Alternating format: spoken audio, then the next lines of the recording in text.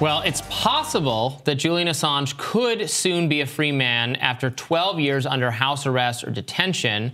This is according to reporting in the Wall Street Journal, which says that the WikiLeaks founder and journalist, who's been in prison for years, there is some talk, some idea among the Justice Department that they might allow him to take a plea deal, pleading guilty to a misdemeanor, and then possibly be freed from jail in the UK. And I'm using very hesitant language here because this has not been confirmed, and there's some denial I'm seeing from Assange's own attorneys that they've had these talks, but this was reported by the Wall Street Journal. So in 2010, as you obviously know, many of the people watching the show who've seen our interviews with some of Assange's attorneys, his brother and others, in 2010, Assange had published classified documents obtained by Chelsea Manning that cast American military actions in Afghanistan and Iraq in a negative light, to the considerable consternation of the federal government, which has been after Assange ever since. Lawyers for Assange have argued that the 18 counts against him under U.S. espionage law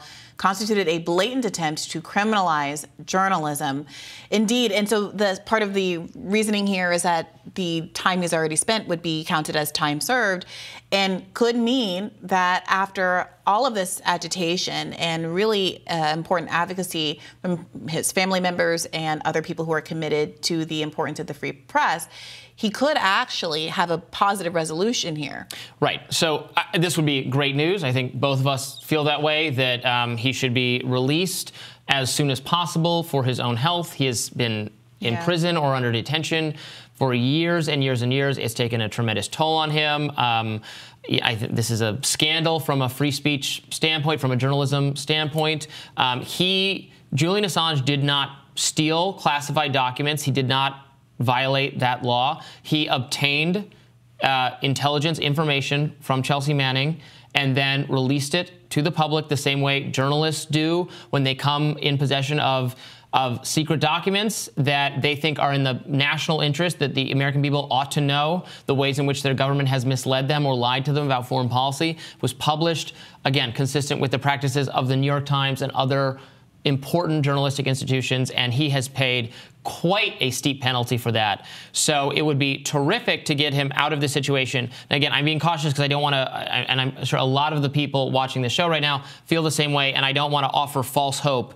because Reuters reports that a lawyer for Julian Assange has said on Wednesday that his legal team has seen no indication of a resolution. But the Wall Street Journal might have reporting on the other side. They might be well-sourced, and it might be solid information that the Justice Department is thinking about this. Now, of course, you know, I think we have heard some of these things in past years, that maybe maybe a pardon's forthcoming, that kind of thing. I think that was under consideration at one point in the end days of the Trump administration. Tucker Carlson was lobbying for it hard on Fox News, as were some other people. So this is not, nobody get your hopes up yet, but this is a positive development that has some reporting behind it. Yeah, here's a statement from Barry Pollock, who's representing Julian Assange. He says it is inappropriate for Mr. Assange's lawyers to comment while his case is before the UK High Court, other than to say we have been giving no indication that the Department of Justice intends to resolve the case, and the United States is continuing with as much determination as ever to seek his extradition on all 18 charges, exposing him to 175 years in prison. So it's odd to imagine why the Washington Post would be running with this. The Wall Street Journal. The Wall Street Journal will be running with this story out of thin air. I mean, I say odd not to say that it's not possible or plausible. Certainly, there are any number of stories that are not especially well vetted that go to adjusting public opinion to a party that perhaps is being seen as overly punitive, like the government in this instance, choosing to go after Julian Assange for journalism when, ironically, the person who procured and gave him those documents is now out of jail themselves, Chelsea Manning. So, right, sentence commuted, I believe, by Obama, right, which was a good course of action. Right. So I do think that there probably is some political concern about whether or not U.S. interest in the Assange case is heightened if he is, in fact, extradited and no longer making his case from across the pond, as it were.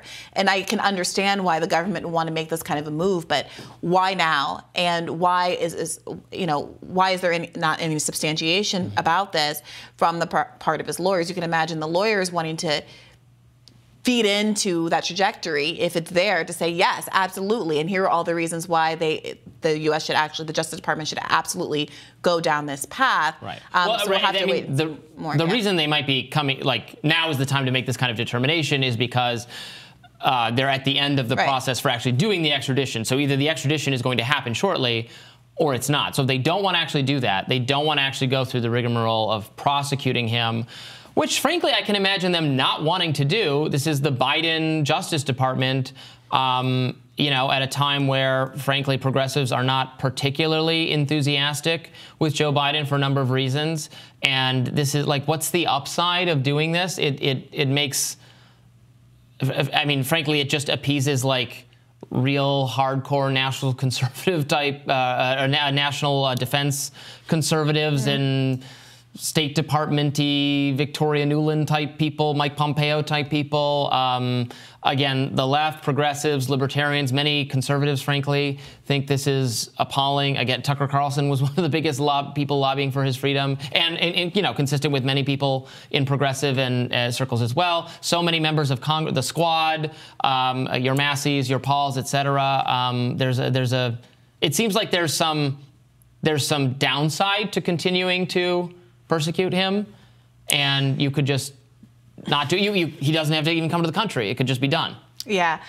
I mean, we kind of not intentionally, but the way we described his revelations in the read, I found myself wanting to say, to put it lightly, I mean, we're in a political environment where there's a lot of conversation, I think rightly so, about the scope of our military action abroad and what kind of military actions we endorse and whether or not international law is basically being thrown out of the window because of America's need to bear hug our allies. And so someone who really showed a spotlight on the horrors, the barbarity of what our military can get up to, a video showing civilians being sniped by American forces from a helicopter is the kind of thing that I would imagine the U.S. government doesn't want on its mind, as there are reports that civilians are being indiscriminately killed in Gaza by our allies and with weapons that have been provided by the United States. Now, there's an argument that says him being free to talk and free to the world might actually shine a spotlight if he chooses to use his voice for that on ongoing malpractice by the U.S. military. But as a substantive humanitarian, legal, and journalism question, I think there's no doubt that if this story pans out as true, it is certainly very good news, and I'm hopeful. Yes, me as well. Well, we will absolutely follow any developments in that. Hopefully have more to tell you all about it very soon. More Rising right after this.